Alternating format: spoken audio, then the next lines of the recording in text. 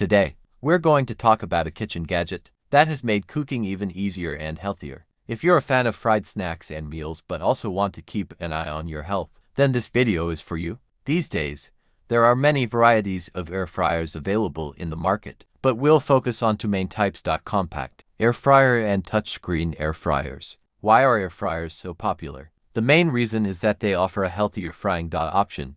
In traditional frying, you have to use a lot of oil, which isn't good for your health. An air fryer uses hot air to fry food, allowing you to make crispy and tasty food with little to no oil. Less fat. It significantly reduces the amount of fat in your meals. Fewer calories. With less fat, the calories naturally decrease as well. Faster cooking. It heats up much faster than a traditional oven and cooks food quickly. Easy cleaning. Most air fryer parts are dishwasher safe, making them very easy to clean. Versatile. You can not only fry in it but also bake, grill, and roast. So, if you want to make your cooking healthy and easy, then an air fryer is a great option. Compact models are best for small families and those with limited space, while touchscreen models are perfect for those who want easy controls and a stylish design.